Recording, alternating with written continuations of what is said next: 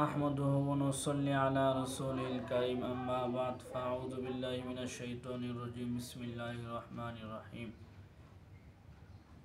يا أيها الذين آمنوا كتب عليكم الصيام كما كتب على الذين من قبلكم لعلكم تتقون صدقت يا رب العالمين।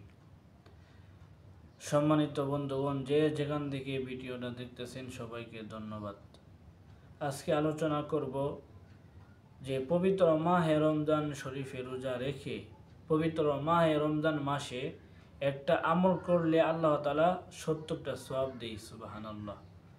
হাদিসে আছে, যে ব্যক্তি একটা নফল ইবাদত করেছে, 2 রাকাত নফল নামাজ যদি পড়া হয়, আল্লাহ তাআলা পবিত্র রমজান মাসকে উসিলা করিয়া তার আমলনামায় 70টা নফল নামাজের সওয়াব দিয়ে দেয়। সুবহানাল্লাহ।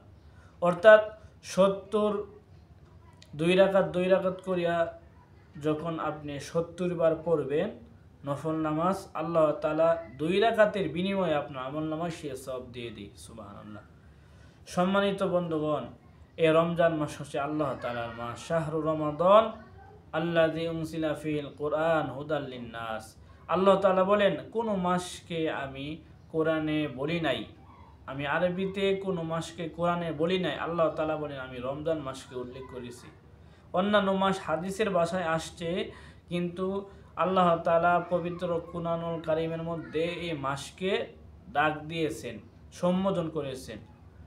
তো এবার চিন্তা করে দেখুন, এই পবিত্র মাহে রমজান কত দামি মাস। হুদাল লিন-নাস, আল্লাহ তাআলা পবিত্র কালামুল্লাহ শরীফ রমজান মাসে নাজিল করেছেন মানুষের হেদায়েতের জন্য। কোরআন ছাড়া কেউ হেদায়েতের মধ্যে আসতে পারবে না, হাদিস ছাড়া কেউ হেদায়েতের রাস্তায় আসতে পারবে না। এটা রমজান মাস। এখন সোশ্যাল মিডিয়াতে দেখা যায় এক বন্ড প্রতারক, কুখ্যাত বন্ড প্রতারক, মিথ্যাবাদী, ধোঁকাবাজি কোরআন হাদিসের বিরোধিতা করতেছে। মঈনুদ্দিন পীর, একজন পীর, সে পীর না, সে বন্ড। তার নামের শুরুতে পীর লাগাই, পীর মঈনুদ্দিন খিজওয়ারি, কুমিল্লা বাড়ি, তার বাড়ি হচ্ছে কুমিল্লা। সে হচ্ছে বন্ড প্রতারক, মিথ্যুক। তাকে সাইজ করবেন, আপনারা যারা পাইবেন তাকে সাইজ করবেন। কেননা রমজান মাসে রোজা রাখা ফরজ, রোজা রাখতে হবে। আর সে কুলাঙ্গার বলে সে যারও সন্তান, নিঃসন্দেহ যারও সন্তান। কেননা কোরআন এবং হাদিসের বিরোধিতা যারও সন্তান তারাই করতে পারে। যারও সন্তান ব্যতীত কেহ কোরআন এবং হাদিসের বিরোধিতা করতে পারে না। ওই যারও সন্তান বলে যে ব্যক্তি রমজান রোজা রাখতেছে সে নিজের উপর জুলুম করতেছে। তাকে প্রশ্ন করছে, কেন জুলুম করতেছে? সে বলে, কোনো মাখলুকাতকে কষ্ট দিয়ে ইবাদত বন্দেগী করলে আল্লাহ কবুল করে না। কিভাবে কবুল করে না? সে বলতেছে, আপনি যখন খানা খান, আপনার পেটের ভিতরে জির থাকে, জির, ওই খাবার চুষে চুষে খেয়ে ফেলে সে স্বাস্থ্য, সে গুণগত মানে ভালো থাকে। আর আপনি যখন ঠিকমতো খানা খান না, ক্ষুধা লাগে না, ঠিকমতো খাওয়া দাওয়া করেন না, আপনার ভিতরে যে জির আছে, জির কষ্ট পাই। সে যুক্তি দেয়। আচ্ছা, এবার বলুন সম্মানিত দর্শক, সে কি কাদিয়ানের গ্রুপের লোক না? সে অবশ্যই কাদিয়ানের গ্রুপের লোক। কেননা সে নাস্তিক হয়ে যাইতেছে, সে আল্লাহর কোরআনের বিরোধিতা করতেছে। কদিন আগে বলতেছে নামাজ বলতে কোরআন নয়। আরে নামাজ তো ফার্সি শব্দ, সলাৎ তো কোরআনের মধ্যে সলাৎ নামে তো আছে।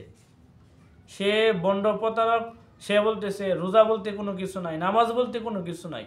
রোজা ফার্সি শব্দ, সিয়াম নামে কোরআনে, নামাজ ফার্সি শব্দ, সলাৎ নামে কোরআনে।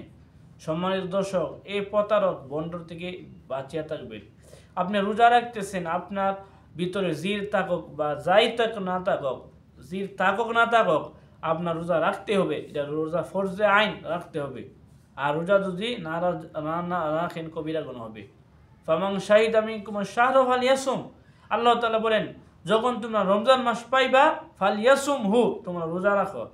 এই বন্ড প্রতারক জানি বলতেছে রোজা রাখলে জুলুম হয়, নিজের উপর অত্যাচার হয়, ঠিক হইতেছে না। আমি বলতে চাই সে আয়াতকে অস্বীকার করতেছে।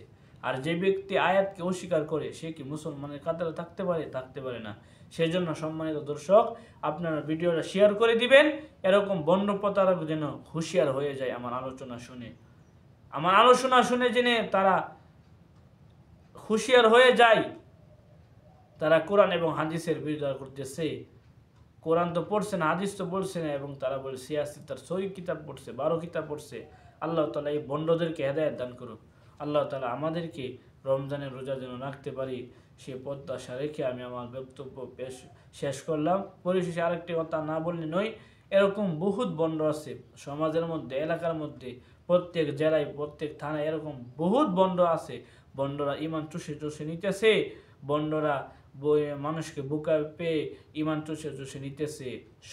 শয়তান কি প্রকাশ্যে ধোঁকা দিবে, তারা হচ্ছে বড় শয়তান। আল্লাহ তাআলা ওই শয়তানের থেকে আমাদের সবাইকে হেফাজত করুন। আসসালামু আলাইকুম ওয়া রাহমাতুল্লাহি ওয়া বারাকাতুহু।